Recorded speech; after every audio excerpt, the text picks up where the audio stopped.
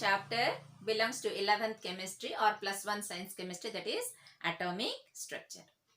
See, the first concept behind the atom is given by scientist called as John Dalton, who told that atom is the most indivisible particle of matter, or even you can say it is the ultimate particle of matter. What does it mean? Even beyond that you are not able to make division of that particle. That is the smallest particle present in matter. That name is called as atom. He is the first person. The credit goes to Mr. John Dalton, who gave this idea. But practically it is not true. There are also small particles present, which is called as electrons, protons and neutrons. Okay. So he is the first person in 1808 he given this idea. Next is 1830. Your scientist called as Faraday. First time who conducted a experiment that is called as cathode ray experiment. So what he did? He has taken a cathode ray tube like this. So he has taken a cathode ray tube like this. This is called as cathode ray tube, in which this terminal he called it as cathode K. This is here another terminal, he called it as anode A. Now what he did, he given very high voltage between this cathode and anode. Negative. Cathode is given to negative, anode is given to positive of the supply. He given this. And inside this he filled the gas. And what the condition he maintained? He maintained this inside the gas, the pressure should be low and voltage should be very, very high. And what he found that, and he connected one ammeter here, current meter. You know that current will flow only in a closed circuit. That's what, there is a switch in your home or not. That is only disconnecting your path. So when you switch on, your path complete and your light glows, or your fan will be on, whatever it may be, your gadget. Okay. So when the ammeter is showing reading, it is very clear that a current is passing here. And what is the current means? Nothing but flow of electrons. So he assumed that current is flowing from cathode to anode. That is nothing but called as cathode ray. What is that cathode ray? It is nothing but called as electrons. So he told first time about the particle nature of matter. What is that? Particle nature of matter. Particle means is nothing but electrons. Okay. Now as your cathode rays are invisible, then how to conclude that it is consist of electrons or cathode rays? To get confirmation, what he did, he coated this anode with a fluorescent, or it is called as phosphorescent. Phosphorescent or fluorescent. So, if you give your phosphorescent or fluorescent coating, what will happen? When electrons will go and strike on that particular plate coated with phosphorescent or fluorescent material, it will glow a light. A beam of small light. It starts to glow. Hence, it gives the confirmation that it consists of negatively charged particles. That is electrons. So, and what they have observed is, these rays, in absence of electric field and magnetic field, the ray passes straight. And if they change the gas also, there is no change in the direction of the cathode ray. Third thing they observed is that they change these plates, anode and cathode plates. Still then also the ray remains straight line. So they have concluded from this that the cathode rays are independent of the gas, independent of the type of material from which anode and cathode is made. So based on these conclusions, what he found that these cathode rays consist of electrons. Clear? Now come to the next Mr. Scientist Thomson, who discovered the ratio between the charge to mass of electron. So what he did to do that experiment, he has taken the same cathode rays. What he did, he has taken the same cathode rays, but what he did, he has taken instead of this type of arrangement, his arrangement, I'll show you how he made his arrangement. He has taken the cathode ray tube like this, and here he connected the cathode plate. Here it is the anode plate. The cathode is connected to negative, anode is connected to positive, high voltage. And here they have connected two plates. One is off, it is highly positive, and it is negative. In between this, there is a magnetic field. This is your magnetic field. This is your electric field. Now what Mr. Thomson did, after giving this cathode ray a supply, he found that the ray passes straight and strike at the center of this tube, cathode ray tube, straight. Now when he turned on this electric field, with high electric field, the ray is deviated and it is hitting some other point here in B. Now when they given the magnetic field, they found that same ray, it is coming and showing the deflection at point C. So according to him, he conducted various experiments by changing the electric and magnetic field of cathode ray tube. And how the way he made arrangement? He made the arrangement in such a way that the electric field, the magnetic field, and the path of electron, all the three are mutually perpendicular to each other. This is, you see, you can imagine this is your electric field, this is magnetic field, this you imagine as the path of electron. Now you can see all the three are mutually perpendicular to each other. This is the way he made the arrangement. Now based on different electric and magnetic field, he observed different deflection ratio, E by M. Now this deflection ratio, finally what he concluded that it depends on the charge. So if you are taking more number of charge particles or a charge particle which is consist of more charge, then deflection will be more. That is first observation. From that, this is the conclusion. Second, he found that if he is taking a charge particle whose mass is low, then it is moving with higher velocity. It's quite natural. You see, a lean person can run fast, whereas a flabby or a fat person can run slow. So mass higher, speed slower. That also is universal law which is observed here. And along with that, what he found that another third point is that you take that charge and when you make neutral of this electric and magnetic field, you balance exactly whatever your magnitude of electric field and magnitude of magnetic field. If both are balanced, then at that time your electric ray, that you can say it as cathode ray, in which electrons are there, they will pass straight without being any deflection. So from this experiment, he found out, he calculated the rate of speed of electron with respect to its mass, the charge with respect to mass. And what he found, that ratio is nothing but it is charge of electron by electron mass. That ratio he found it as 1.758820 into 10 to the power 11 charge. So coulomb per kg.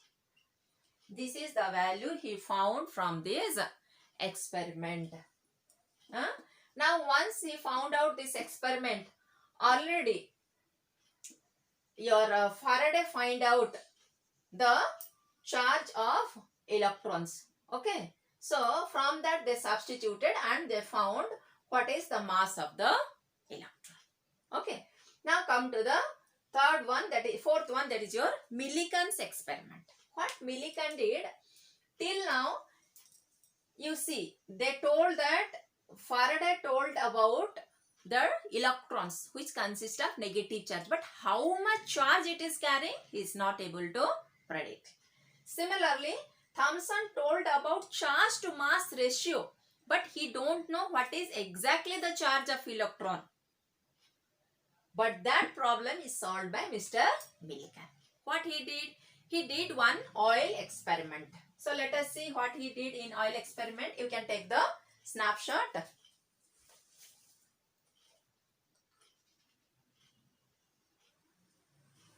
Okay. Now let us see the oil drop experiment performed by scientist Millikan. What he did? He take one cylindrical shaped container. He take one cylindrical shaped container. Now in which he has arranged one atomizer. What is atomizer? Atomizer is nothing but, you have seen your perfume bottle, scent bottle. Am I right? When you spray it, have you observed? Very, very tiny particles will come out of it. Actually, it is liquid, but when it comes out, it seems to be it's come out in the form of gas. But it's liquid only. But that much tiny and small, minute particles. That is nothing but your atomizer. Here he made that atomizer, and this is your liquid bottle in which he has taken some oil. Okay. Now, what he made the arrangement, he had taken one plate here which is charged positively, and at the center of it there is a hole. Similarly, he has taken another plate here. The center there is a hole and it is completely negatively charged. Then what he made the arrangement here, second, third, he made an arrangement through which X-ray can be passed through it. What is the purpose of X-ray? It will ionize the air so that the air inside it will be charged. Then air means the air charged, and as soon as oil entered, that will also be converted to charged particle. And here to observe, they connected a telescope, very powerful telescope. What is the purpose? To observe the charge of these oil particles. Now, just see how the way he did. First, he pumped through this atomizer, which acts like your perfume bottle. So, your small tiny drop of oil will come, and through the center hole, it will try to fall. But these plates are highly charged plates, positive and negative charge. So, as soon as oil tries to fall down due to the nature of gravity. But due to this X-rays, inside these airs it is ionized. So, oil gets the charge. Now, proper balancing of these plates with the help of electric voltage or potential, these oil drops will start to move with a certain rate. So, he tried to measure that at what speed the charges are moving inside, and he tries to stabilize that oil by adjusting this potential. There are three effects on the oil. One is your viscosity, second is your gravity force, third is your effect of this electric field or potential. So, he balanced in such a way that the oil drops become stabilized, and with the help of this telescope, he measured what is the charge of this electron. And do you know how exactly he found the charge of this electron? It is nothing but, till now also it is the same value accepted, 1.6 into 10 to the power minus 19 coulomb. And it is which type of charge? It is negative charge. It is called as Millikan's oil drop experiment. Okay. Next, in 1919, Rutherford, again he started conducting experiment in which he found about the another ultimate particle of matter called as proton. So, what he did? Earlier, Thomson or Faraday, they both conducted experiment on cathode ray, that is ray which consists of negatively charged particles called as electrons. But Rutherford conducted experiment with just reverse. He has taken positively charged particles, that is called as canal rays. So with the help of the canal rays, what he found that how the way electrons behaving in presence of electric and magnetic field, proton is behaving just a reverse to it. So definitely the charge is opposite. Then only it is behaving oppositely, because electron is negatively, it's already confirmed. So definitely this charge is positive. First conclusion.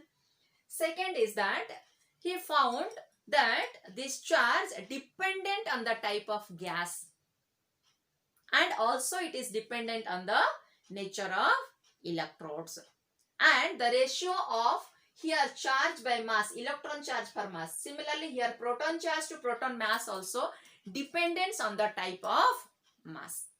So from this he concluded that these canal rays consist of positively charged particles, and what he given that ultimate name is nothing but called as proton, which is nothing but your proton of hydrogen. Okay.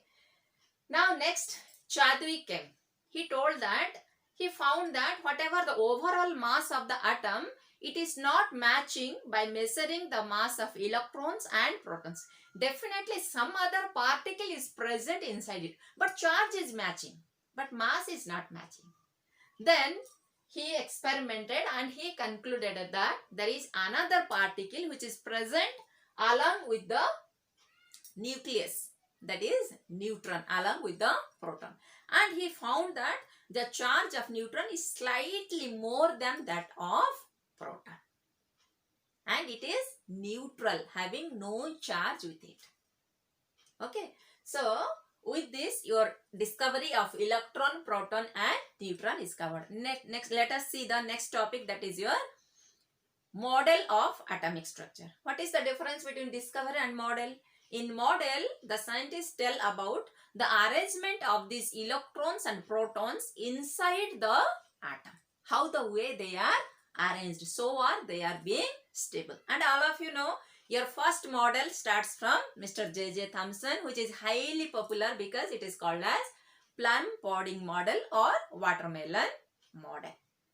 Then what he explained, that atom is consist of a positively charged sphere in which electrons are embedded or uniformly distributed. He explained about the overall neutrality of the atom, but he could not explain the stability of the atom. That is the major drawback with the Thomson's model. Then next scientist, that is nothing but your Rutherford, who explained your atomic model as solar system, solar planetary system. Like your nucleus is present at the center of the mass and electrons are revolving around it. Then he explained very nicely, beautifully. He given so many new concepts and ideas about it. But still he could not explain the stability of the atom and how the way the energies are distributed, or how the way the electrons are there arranged in different cells. That thing is overcome by Mr. Bohr. He given clearly about the dual nature, both the wave and the particle nature of the matter.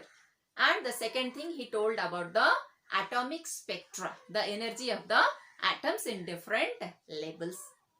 So in my next video I will upload about the different atomic models.